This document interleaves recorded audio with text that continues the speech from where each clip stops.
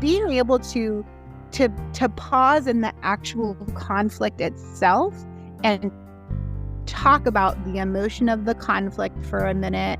And sometimes that little just self-realization can help both of you to just kind of diffuse a little bit and then be able to continue forward. And it's just another way to establish maybe a little bit of a lighter boundary.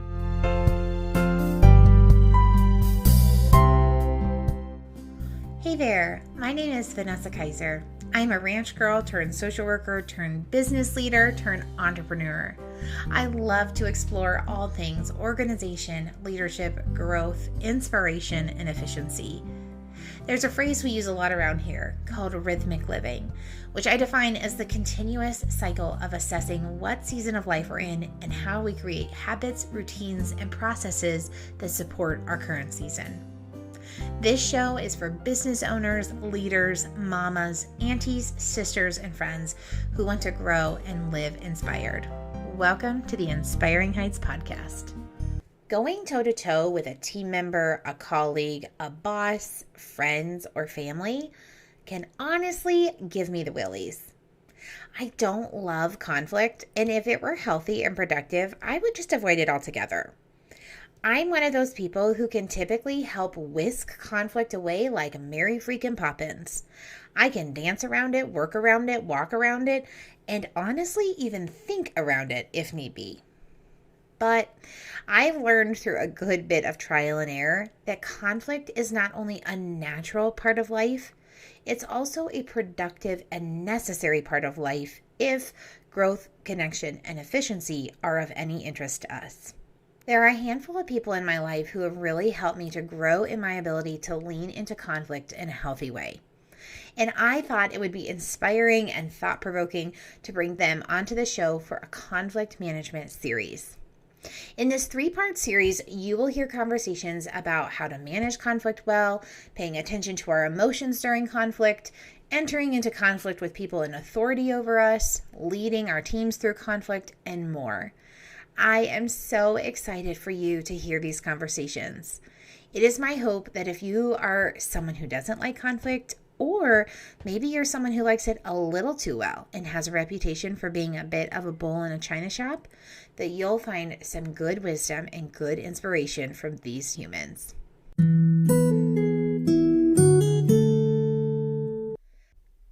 Have you ever reached for a bottle of pain reliever to kick those cramps to the curb?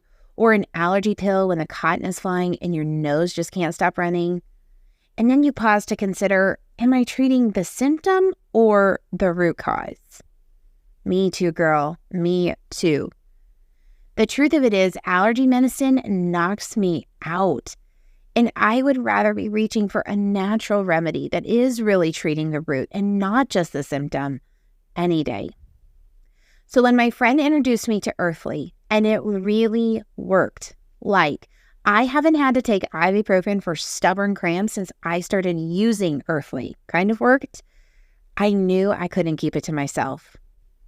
Earthly Wellness is a family-owned company founded out of a need to help solve some of their daughter's health issues. The mission of Earthly is to change the way that the world sees healthcare. They believe that everyone should have equal access to all modalities of medicine and be free to choose the approach to their health that they want to. Earthly has a wide variety of products ranging from herbal remedies, my personal favorite, many of which we literally use every single day in this house, to cleaning products and lots in between. For my friends, if you are a first-time customer of Earthly, you can use promo code CHOOSENATURAL. That's one word, choose natural in all caps, to get 10% off your first order. If you're a returning customer who hasn't ordered in over a month, you can use promo code COMEBACK. That's COMEBACK, one word in all caps, for 10% off your order. Just head over to earthly.com/ref/inspiring heights. That's Earthly, EARTHLEY.com/REF/inspiring heights. I'll link all this information for you in the show notes.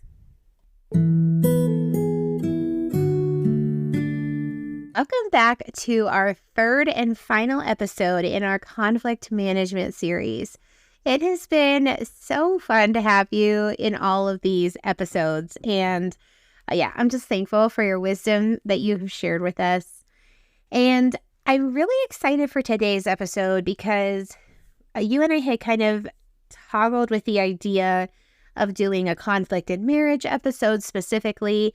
But I asked our audience, and what they were most interested in hearing about was emotions in conflict. Do you think you could tell everybody what your husband said the other day about that? You mean when he patted my shoulder and said, "Oh, you have lots of emotions about conflict." Oh, that was so funny. Oh my gosh. Okay, so we are going to dive into some hopefully heartfelt questions and get kind of down to some of the things that we maybe don't talk about as it relates to emotions and conflict very often, but hopefully is helpful for our listeners. So I want to start with the concept of emotional intelligence. And I'm going to start with a definition for just so that we're all on the same page. So according to ChatGPT, which is my favorite new tool, by the way, emotional intelligence is the ability to recognize, understand, manage, and influence one's own emotions and the emotions of others. It encompasses several key components such as self-awareness, self-regulation, motivation, empathy, and social skills. So I feel like emotional intelligence is not necessarily a new concept, but it is a concept that has really made a splash in the leadership realm in like maybe the last 5 to 7 years. I would love for you to just kind of talk about from your perspective, how much attention should we really be paying to emotional intelligence? Like, is this just like a fleeting trend? Or is it something that we should really be paying attention to? Oh, that's a great question. So in my opinion, I got just my opinion. In my opinion, emotional intelligence is critical. Now, I feel like popular culture has put a term on it, right? Emotional intelligence. But really the concept of understanding our emotions, my own emotions, our own emotions, and being aware of them is just so important in conflict. It's a critical component. I mean, for example, if I am okay, here's a story for you. We love stories. Oh, perfect. Here's an example. I was having this conversation with Eric the other day and expressing that I was feeling frustrated with he was like kind of like sighing and moaning at the table like, "Oh," and I was like, "What's wrong?" And he's like, "Nothing's wrong." And I'm like, "Well, why are you sighing? Why are you doing that?" And he didn't know the answer. And I was like, "Well, stop it. Like either have something wrong and be able to tell me what it is so I can help, or don't do that. Like something's not well, right?" I mean, he kind of giggled and he patted my shoulder and he was like, "Huh, that sounds familiar." As the cupboard doors slam and I ask you what's wrong and you say you're fine. Oh, that's a fantastic comeback. So what I was able to say to him in that moment is that when I get frustrated with some inanimate object in the kitchen that I drop or stumble with, or it bonks me in the head and I'm feeling very angry about it because I'm an 8 and that's what we feel when anything ever happens is mad. And you walk in and ask me what's wrong. Everything really is fine. I'm not lying to you. And I am slamming the cupboard doors, but it really has nothing to do with you. And so, bringing this back around to emotional intelligence, it's important to know that, right? It's important to understand that my anger in that moment is not at Eric or our kid or our cat. It's because I bonked my head on the cupboard door and I'm mad at the cupboard for being there. And I need to be aware that that's why I'm feeling this emotion of anger, and that I need to, if I want to take it out on the cupboard, I guess that's my prerogative, but I need to be very careful not to take it out on Eric, because I'm not mad at him. I'm mad at the cupboard. And so that's where emotional intelligence comes in. Oh my gosh, that is so fantastic. I love that. I'm in total agreement. I feel like emotional intelligence is basically the like, if we're unwilling to pay attention to and grow in our EI, that's right, that's the abbreviation EI, then we are basically saying, like, I don't care to grow in leadership. I don't care to grow in depth of relationship with anyone. Because I don't think that that's possible, really. I actually don't think healthy relationship is possible without some level of emotional intelligence. So I'm in total agreement with you. Talk to me about, okay, I guess I would maybe say, that said, there are definitely people that don't have a super high emotional intelligence. And when we encounter those people, and when we are especially when we're in conflict with them, that presents its own set of challenges. How do you, what advice would you have for listeners walking through conflict with someone who is maybe lacking in emotional intelligence? Yeah, that is a great question, and definitely something people will encounter in everything from work and leadership to the person that you cut off in the grocery store on accident. Yep, that will definitely come up. Yeah, that is a tricky, that can be tricky business. I think, in my experience, people who have low emotional intelligence, or the people who are maybe they're not very self-aware, right? They're not aware of what they are feeling. They're not aware that their feelings are clouding their responses, or making them, respond in ways that is not quite appropriate. What it comes across to me is just kind of a lack of self-awareness. Also, they're maybe not aware of the way that their words or their tones or their facial expressions or whatever, the emotion that's bringing out in others, right? They're just completely oblivious to all of those things. Yep. And my experience in conflict has been, it usually takes a conflict or two with that person, especially like in a workplace space or in a volunteer organization space, before I recognize, like, oh, okay, I get it. Like, you have no idea what's going on, and that's why this conflict is so hard. Yeah. And so I think the earlier that we can recognize that, the better. And it takes a lot of our own emotional intelligence and self-awareness to recognize that in other people. Yeah.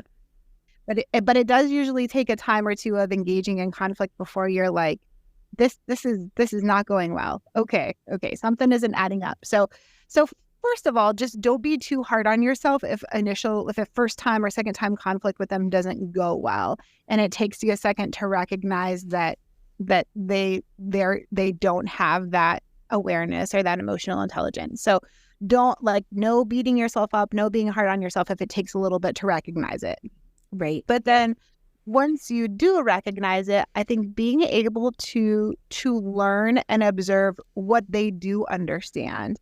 So then all of a sudden you're coming into this space of not just being self-aware for recognizing your emotions and your triggers, but also trying to kind of be a sleuth and figure out what theirs are also, so that as you walk through the conflict, or as the next conflict comes up, you are really able to play and cater and essentially just do a lot of hand-holding to walk through that conflict. Mm-hmm. And that can be really hard to do in a way that is elegant, for lack of a better word, that makes them feel empowered and important and not like you're holding their hand. And so it can be challenging to kind of figure out exactly how to do that. And I think that can sometimes be easier. I guess it maybe depends on who you are as a person, but I think that can sometimes be easier in relationships where, like you're the person in authority. Like if you are the leader and you're walking through that with one of your staff, that can sometimes be easier than if you're the staff and you're having to walk through it with your boss, or you're having to walk through it with a family member, or, when there's more of a level, or you're like on the like lower end of the totem pole looking up, that can be a little bit harder to navigate. Oh, for sure. For sure. Totally agree with you.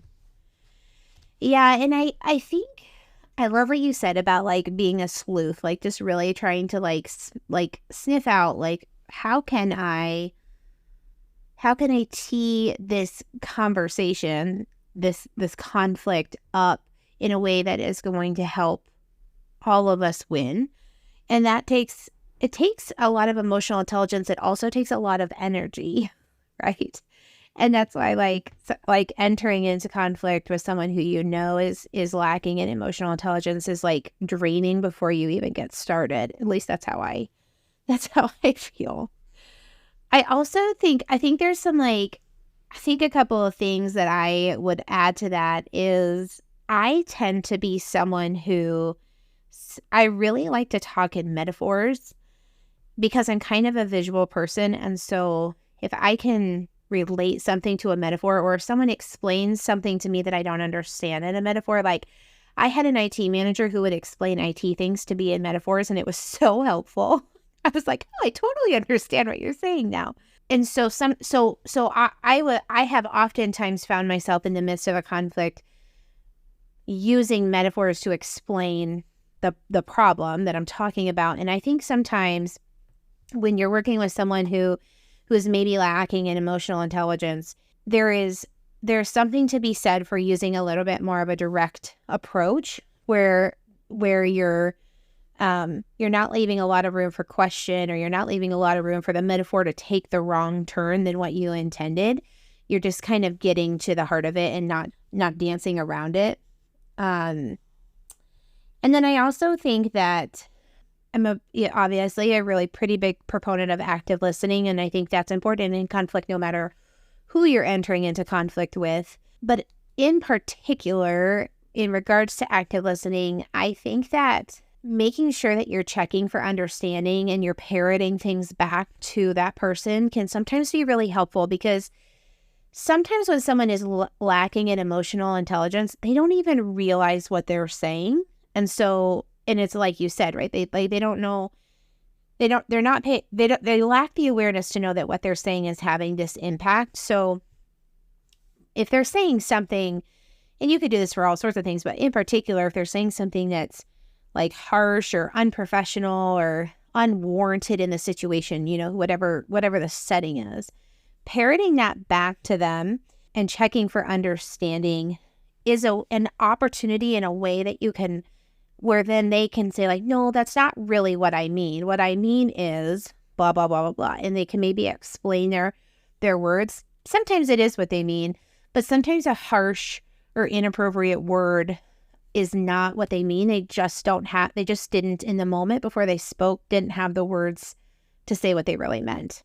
I think one last thing that is important for us to remember is this whole concept of boundaries in conflict. I think sometimes when you're in conflict is really hard, and when you're in, unless you're an 8 maybe, conflict is hard for every other number on the Enneagram. But in a situation where someone's lacking in emotional intelligence, like I said, it takes a certain level of energy to enter into that conflict. But then if that person in that conflict is disrespectful or is not caring well for your heart, like in a more personal relationship setting, in that conflict, they're not also looking out to honor you with respect. I think that it is good and healthy for us to set boundaries. So someone is being disrespectful, I think it's totally okay. It's super uncomfortable at times, but it's totally okay to say, like, it's to excuse yourself from the situation and just name, like, hey, when we're both calmed down and we're able to talk with respect, we can come back into this. But I'm not going to stay in this conversation with disrespect, right? And I think that's like something that you're trained when you're working customer service. It's something that is in it. And when you're in that spot, it's hard to do that. But I think that we need to remember it is okay and good for us to set those boundaries and hold to them. Yeah, that makes a lot of sense to me.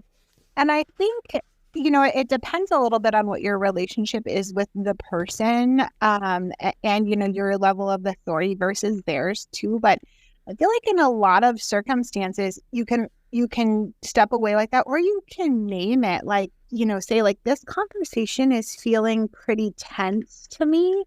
And I would love to just get a better understanding right in this moment of how you're feeling about the situation and about me, like really like taking that like in the moment time to teach about emotional intelligence in a like, self-actualizing way, right? Asking questions about like how they're feeling in the moment, and then like maybe even helping to identify like, that's a really strong emotion for this thing that we're in conflict about, or that totally makes sense. This thing that we're in conflict about is a big deal, and I understand how those emotions could be there. That makes a lot, like being able to pause in the actual conflict itself and talk about the emotion of the conflict for a minute. And sometimes that little like just like self-realization can help both of you to just kind of diffuse a little bit and then be able to continue forward. And it's just another way to establish maybe a little bit of a lighter boundary. Yeah. Yep. Oh, I love that. I really love that. So we've talked about people lacking in emotional intelligence. How do we grow in our own emotional intelligence? That's a good question. I think that growing in emotional intelligence is a lot of work. Like, it takes a willingness to really be introspective and essentially do what I just said in conflict, but for yourself. And that can sometimes be really hard to do. And it takes a little bit of time to do it. But and it also takes being honest with yourself about how you're feeling about something, which, sometimes some of the cultures that we grow up in are more open to that. I feel like, our current culture, if you're growing up right now, is more open to that. But if you're an adult right now, a lot of us didn't grow up that way, right? Like we grew up with emotion being something that wasn't really expressed or talked about. It was often hidden. And so it takes a lot of work to be able to look at something and say, this is how I am feeling about it. And I think there's a lot of value when you're trying to grow in emotional intelligence in reflecting on a day or reflecting on a situation and really going back and naming the emotion of how you're feeling at the, in the past. Like, this happened this morning, I'm thinking about this conflict and this is how I was feeling. And the more that we practice that in like a retrospective way, the more that it helps us with what is currently happening. Like, I'm in this conflict right this second, I am feeling this way. And sometimes just being able to identify that feeling is really, really helpful, because then it can help our brains kind of logically like move through, I'm feeling hurt, I'm feeling frustrated, I'm feeling angry. And my like emotional response to this matches the situation and is totally makes sense, or it doesn't really match the situation. And I probably need to like, dial it back a bit because I'm spewing anger and it was, something that is a little consequence. Like, this shouldn't even be a thing. And so I think just really practicing identifying how you're feeling. And at the beginning, that usually is again in looking backwards to identify how you were feeling. And as you get more comfortable with that, then we can really look at how we're feeling in the moment of something. Yeah. Oh, I love that. I I was trying to recall as you were talking about that if I've ever seen the movie Inside Out, like the kids like cartoon movie about their emotions. And I feel like I haven't, but I've heard people talk about like how good it is at like helping us to think about like what our emotions are and naming them. And I Ben and I have this conversation a lot where like we both have a tendency to use the word tired. What's wrong? I'm tired. Well, maybe we are tired. Maybe the other one just said something that kind of irritated me, like maybe I said something that irritated him or vice versa. Maybe we're hungry and hangry is real. Maybe we're feeling sad. Maybe we're processing something heavy. Maybe, maybe we're like our mind is somewhere else. It's not right here. And we're thinking on something that is causing an emotion, but tired is like our go-to word. And so we have talked about like really trying to be diligent about considering like, what am I actually feeling right now? What am I actually feeling right now? I would maybe add to what you said also by saying, I think accountability can also help us grow in emotional intelligence. So Ben and I sat down, it's probably been about a month ago, and I asked the question, if a total stranger was watching an actual real movie of our life, what are the 5 words that they would use to describe the culture of our family? And so he talked about them. And the one word that I hated that he used, but that was so true, and it was the crux of the conversation we were having, was critical. Our family is critical. And we just we've been in some situations in the past couple of years where it's so easy to take. I think it's easy no matter what. Just for us, I can look back and go we've had some high pressure situations where it's been really easy to take things and be critical of how it is happening, what people are doing, how they're responding, what they've said, the decisions that they're making. And then in our own little bubble, we're having these conversations when in reality, what we want to be doing is, loving people well, leading people well, respecting people well, and so it's that conversation then has led us to, when we feel like we're in a conversation, we're walking down that path of being critical of someone, both of us now have this sort of hyper awareness of it. And we're like, okay, hold on. Are we being critical? Yeah, we're probably being, we probably are. And then it's what you said is why, let me ask why I'm being critical. And so often, the answer is, I don't have all the information. I want to help them. I'm a helper. I want to help them. And they obviously need my help, or I want them to need my help. It could be that I'm jealous, or I am frustrated about something else, and this thing has no bearing on the other thing, but because it's the same person or the same organization, or whatever the case may be, then I'm mad. And all of that has led to this. It's been very eye-opening to have someone walking alongside you consistently who's saying, hey, hold on. I think we might be crossing this line, and let's talk about why we are. That's so good. That is so good. I think along those same lines, for some reason, conflict has a way of bringing out past hurts that we maybe didn't even know were a thing, or have no bearing on the current, what's happening, or haven't had any bearing for a long time. But maybe someone makes a comment or behaves in such a way that makes us feel like they're telling us we're inadequate or we're not good enough, or we did something wrong. And that is really not at all what they were doing, but because of our past experiences or our past hurts, it feels that way. And then that adds an extra layer to this conflict that the other person doesn't even know about, for one thing, and can create conflict that they're like, I don't understand why you're upset, you know?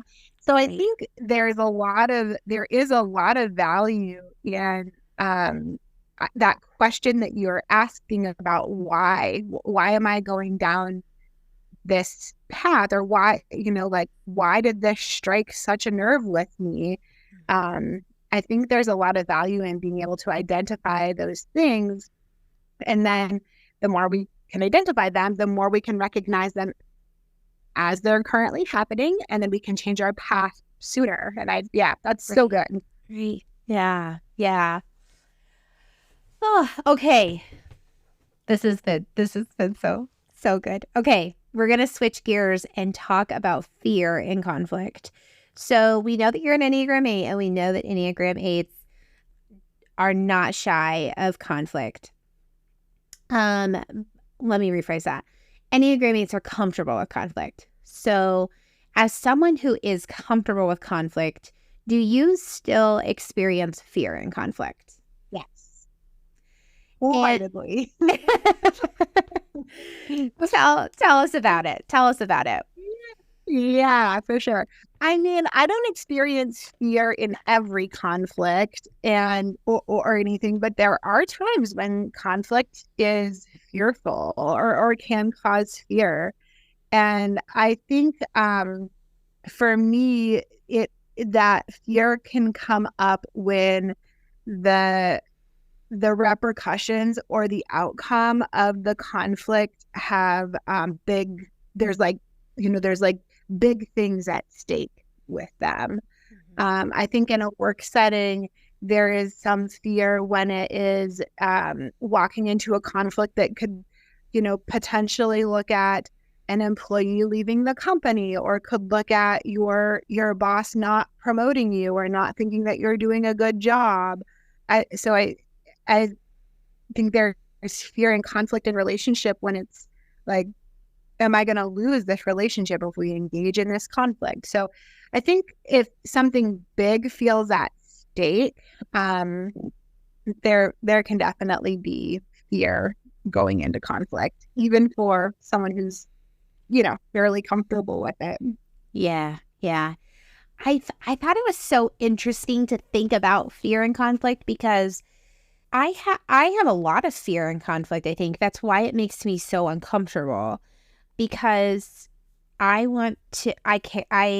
care how other people perceive me, and I'm a people pleaser. So I want to be sure that in this conflict, you're leaving okay, and I would like myself to leave okay too.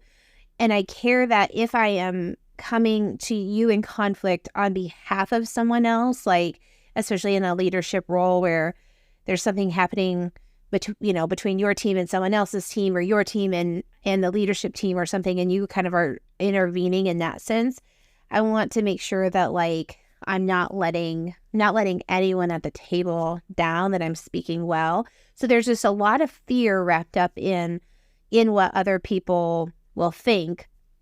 But then also, I think it's a little bit fascinating. You don't, especially as I would say, like a female in a work environment, you don't want people to think you're emotional.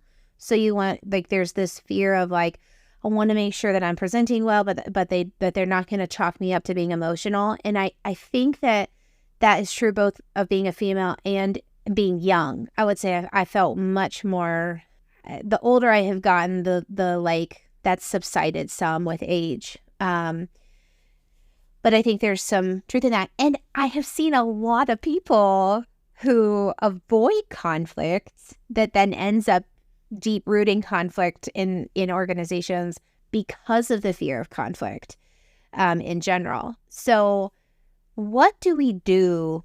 What do we do with fear? Like, how do we handle fear and conflict? I think handling fear and conflict is very similar to handling other emotions that come up in conflict, like, hurt and anger and frustration. It's identifying it, and then it is sometimes maybe even articulating it. Like, I'm a little bit scared to talk about this with you because I'm afraid of looking poorly in this situation. These are my concerns, So I think being able to identify it in ourselves is really important, because then we know, like, the words that we say, maybe other things that we're feeling, maybe even other circumstances that we're walking through in our lives at the same time. We understand that there is this sense of fear that is there, and that could be influencing all the things. So I think identifying it is really important. Yeah. I think that if fear, for some people, and you were kind of describing it, fear can be paralyzing in conflict. So people just don't do it because they're so scared. Mm-hmm. And I think that if we can identify that it is fear, and then be able to think through, or maybe even like grab a piece of paper and jot down, like, I'm scared. This is the worst case scenario. This is the best case scenario. And this is what's going to happen if I don't address it. Yes. And just like being able to kind of logically line out those things. And we've already identified that we're feeling fear. And now we can identify, even though I'm scared, it is more important for me to do this, because if I don't, it's going to get worse. Or we can identify, I'm feeling scared. The repercussions if I don't address this are super minimal. It's not going to matter. I'm not going to move forward with it. But I think being able to logically make that decision after we've identified that we're scared, instead of just making the decision directly out of fear, is really important. Yeah. I feel like you can tell we're sisters here, because I literally wrote in my notes, make a pro-con list. Right now. Yeah, write it out. I totally agree. And I think the other thing that could be helpful, I talk about this a lot, especially on social media, but I think that sometimes when we're going to get into a conversation that we're feeling fearful about, it is okay to write out some of the language that we want to use in that conversation, so that we make sure that we are really clear on where we want to steer the conversation, and that we can articulate our point. Because especially as it relates to emotions, our emotions sometimes can go up in a conflict conversation, as can the other peripheral person or people that we're talking to.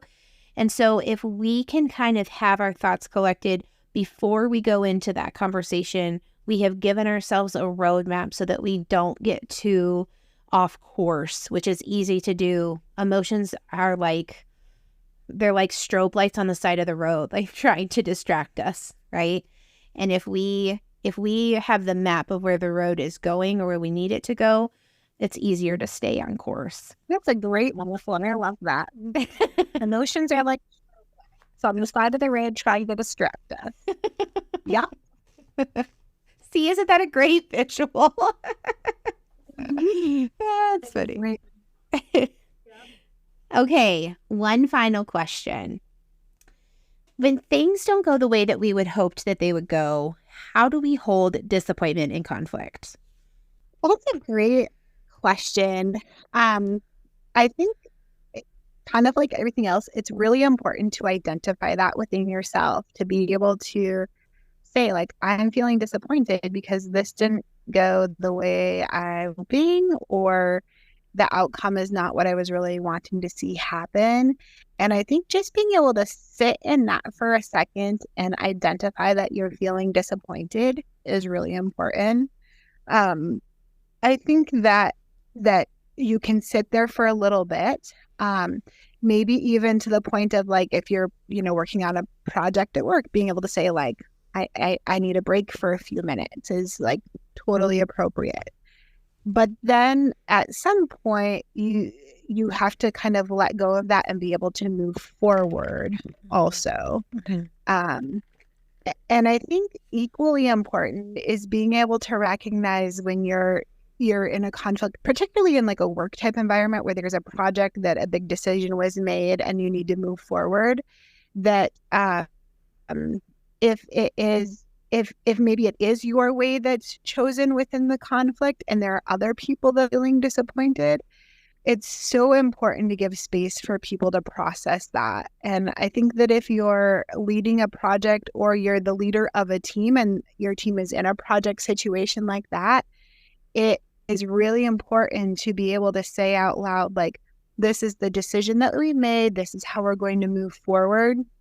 I understand that there's going to be some emotion or that people might be dealing with some emotions right now around that decision. And we're going to take a little break here, or we're not going to, we're going to take a break on this project for the rest of the day and we'll come back to it tomorrow. Whatever space that you can give for people to process that, and being able to offer that same thing, within yourself is really important also. Oh, yeah, absolutely. I love that. I love that. I was thinking about, have you ever watched Madam Secretary? I have not. Okay. We love Madam Secretary. We have watched it several times, and because that's who we are as humans, we find a show that we like and we just rewatch it. There's like 7. So in Madam Secretary, just like for listeners who don't know, Madam Secretary is the story of like the President of the United States and the Secretary of State and just like their day-to-day life, right? And so the Madam Secretary is a very strong-willed, like past CIA agent woman. And the president is this like very level-headed older gentleman who also did a lot of like military ops with the secretary. They know each other really, really well, have a great deal of respect for each other. And then the president's like right-hand guy, like advisor maybe, is like this really obnoxious, mean, kind of in spirit a little bit, but funny human. And so a lot of times when there's this really critical decision on the line, like we do this or this country's gonna like implode with war or they're gonna attack us or whatever that it may be. Whenever there's a debate, Elizabeth, the secretary, will like state her opinion really matter-of-factly, and she presents facts and is convincing of her argument. But when the president chooses to go another way, she will say, "I serve at the pleasure, Mr. President." And then she exits the Oval Office and goes about her business, right? And it's funny because I had some people that I worked with where that was a joke both to me, but also to others in leadership, where like sometimes my controller, for example, like would come in my office, we'd be having a conversation, I would give a directive, he'd hang his head a little bit and say, "I serve at the pleasure." And so it's funny. It's a funny way, but it's a funny way to picture it, but it's this really, the heart of it is there is times when we are not in the position of authority to make the decision, right? And so we enter into conflict and we present our facts and we're aware of our emotions and we do a really nice job. Like we feel like we should win a trophy, and then they don't make the decision that we want them to make. And that can feel really frustrating. But there are times when, especially when we're dealing with someone who's making a decision who is in authority over us, a leader, a boss, whatnot, where the posture really does have to be, "I serve at the pleasure." Like to some extent, yep. Right? And that's a hard pill to swallow. I think that there's a lot of ramifications when, in all seriousness, I think there's a lot of ramifications when we don't carry that posture and we walk out of the room mad and we take it back to our team and we're like, "Well, this is dumb, but we have to do it anyway," because that's not teeing that thing up for success. And so I think that there's times where we have to really be in those moments of disappointment, I think we have to be a little bit conscientious of like who we're sharing that disappointment with and what the words that we're using. And not just around our own disappointment, but around like the next steps. And even as if it's a project or whatever, as those things move forward and that decision gets unfolded, when things don't go well, or when there's a bump in the road, we need to be aware that we're not prideful, we're not gloating, we're not like, I told you so, I told you this was going to happen. But we really hold a posture of like, how can I help? How can we pivot? What do we need to do next? Because we want that same grace extended to us when we make a decision that doesn't go the way we hoped it would, right? Right. And because ultimately, if you're on a team and it's your job or it's the mission of your organization or whatever it is, you're all working towards the same goal. And so, yeah, if a decision is made that is, in opposition of what you wanted and it doesn't go well, you refusing to help with that or, rubbing that in, for lack of a better word, is certainly not going to help. Like, yeah. Is there anything else that I didn't ask you that you feel like is helpful to consider or ponder, think about when talking about emotions and conflict? I think it's just really important to remember that everybody has emotions and conflict, and they exist. Like, they're just going to always be there, and they exist. And I think being able to recognize them and identify them and not let the emotions become the conflict, like keep the conflict focused on whatever it is, and recognize that the emotions are there, identify them, let them, be aware of them, but also don't let the emotion become the conflict is important. I love that. That's going to be a soundbite. Don't let the emotions become the conflict. It's really good. Thank you so much for doing this and sharing your wisdom with us. This has been just such a fun, it's just been, I've actually not ever had so much fun talking about conflict. That's fantastic. That's awesome. Oh, one last word of advice, because I actually did it this morning. Yeah. When you are entering into something where you are anticipating conflict, it's a meeting, it's a presentation, it's whatever it is, and you are anticipating that there is going to be conflict, bring something with you.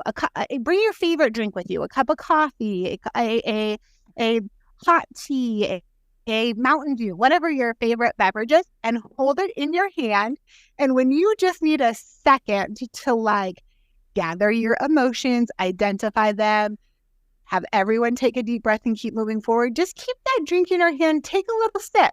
And even if it's even better if you can do it with a cup that people don't know when it gets empty, because you can continue to take little sips even after it's gone and just give everyone a minute, including yourself. That is a fantastic piece of advice. I really love that. Here's to hoping it's not an entire day full of conflict with coffee in your cup. that may have come from experience at one point or another in my career. Oh, I love it.